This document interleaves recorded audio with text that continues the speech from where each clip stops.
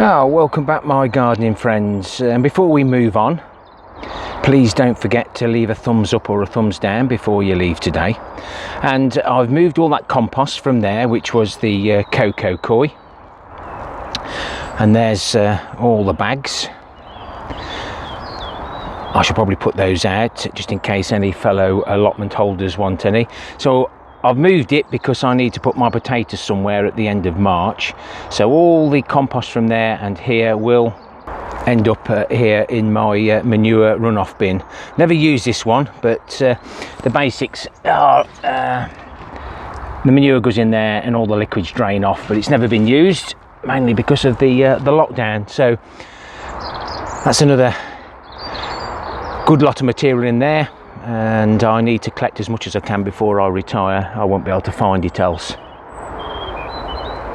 So the main reason for being here today is my world's largest potato growing medium experiment. So these are 56 litre bags, and these are 3-year-old wood chips. So we'll be putting potatoes in 3-year-old wood chips, potatoes in the leaf mould rejects. So this didn't make it through the sieve and it come out the other side, so there's bits of stick and leaf mould that just held together. And then we've got some fresh wood chips. I'm having to water those just so they get a little bit of moisture content in them. I managed to pick up a couple of bags of manure that somebody left out. They said it's organic, but you have to remember, depends on what medication these horses are on. We all take that chance. So this one will be 50-50 fresh horse poo and shavings. This one will be 100% nuggets.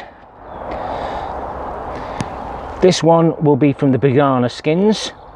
They're 5-year-old or up to 5-year-old, and I've had to give them a good soak. I've just showed you that just for reference really.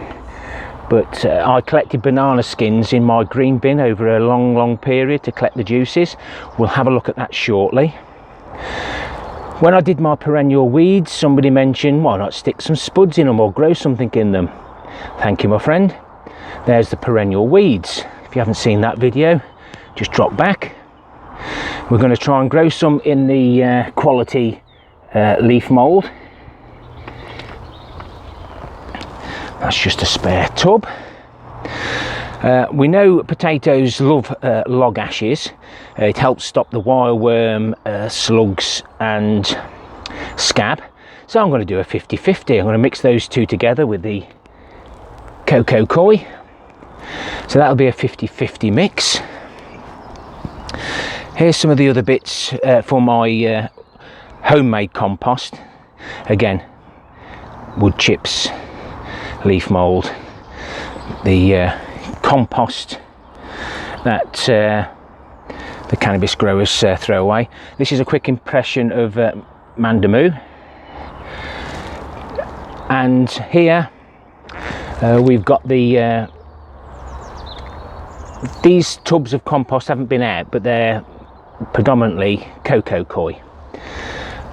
So I'm going to rejuvenate them with some of the nettle, the comfrey. So basically all I'm going to be doing over the next week or two is just gently put some of that material in there. Vargum, whiffs. Just a little bit at a time. If you put too much in, it'll just soak straight through. We've got the manure runoff, and this is a concentrate. I haven't added any extra water to it. And then here's the banana concentrate. This is the juices we get from the banana skin, so that's like quite high in potassium. Here's the tub, and there's the rest of them. That's where I store the banana skins as we get them. So they just sit in here. Now they're probably going to flop out everywhere. Hang on, manure, banana. You might just be able to see there now the juices. Now that's what the juice should look like, but it does go black after time. So it's a sealed container. and that's just all the juices coming out of them, no added water. And that killed all my onions one year because I decided to try it on them, and it was far too strong. So by the end of March I'll be putting my potatoes in for all the different challenges, and I'll be making my homemade compost. I've started to get material out. The only material I haven't got out is from my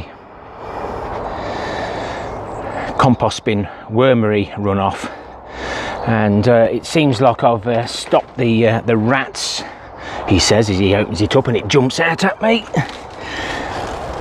The material here has been knocked about with the rats, and whether it's rotted down or not, it'll go into the mix, other than stuff like that. But the good stuff will be down at the bottom. Excuse the noise. Mr. Worm, go back in. And we've got a bit of surplus comfrey there, and that's where I've taken the plant foods from. Nettle plant food is steeped nettles. Comfrey we all know about, comfrey leaves steeped, and that's the manure runoff. There is my comfrey pipe. Now when you get the juices from just the leaves, no added water, no nothing, it doesn't smell and it doesn't freeze. So I'm going to be doing the comfrey concentrate this year, and the comfrey is just starting to come up. This here is my homemade compost from last year. So all the tubs we empty out and into the one bin, and there's still some decent nutrients in there. There's a bit of cocoa coir. It's breaking down nicely, but the potatoes do a good job of breaking down clay soils and all sorts. But you can see here we've got a real good variation.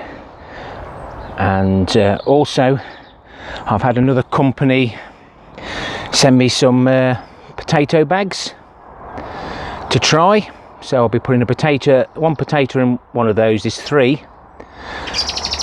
I'll be doing some carrots and maybe some parsnips to see how they do.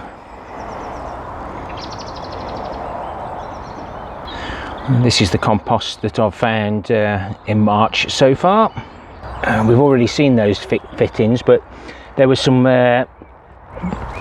quite nice bendy bits there, and that will save me buying a bend for the wick guttering system in the polytunnel when I get round to doing it.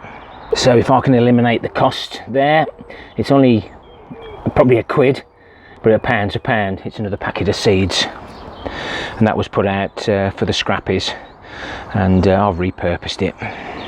So I'm really glad that I've saved this banana skins.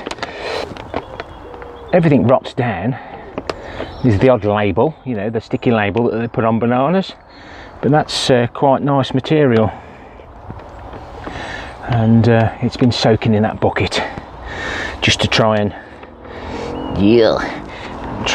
actually get it to take the moisture on board. And some of these might fail, but that's the fun of gardening, trying different things.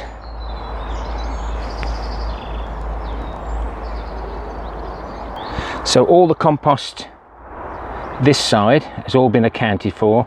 This has still got to be added to the scores on the doors. We've still got all this there, and that will be added into the end of tour. But over the last 6 years, we're now up to 19,180 litres of this found compost. Just have to take some of the bits out, but these never rot down, not properly, but they're not worried. And these are quite good sacks, really. So the perennial weeds are waiting to go into the compost bin once we've emptied it. I'm not going to be doing any nettle this year. Hello. Yes, I know. Not going to be doing any nettle or comfrey steeped this year. I've got more than enough. Yes, I know. I've opened the bag up. Look, yes, you spotted me.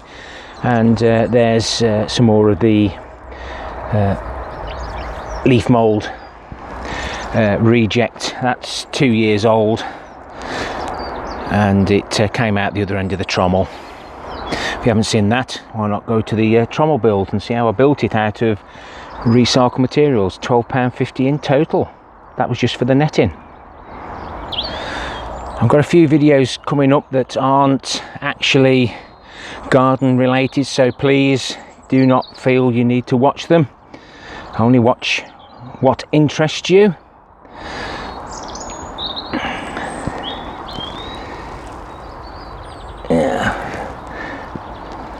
I've only seen the one fish just lately. There should be 2 in there, but it's still a bit parky.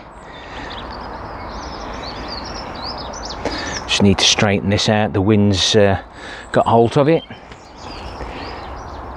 Hopefully there's a few bits of wildlife in there that are enjoying themselves over the winter, nice and safe.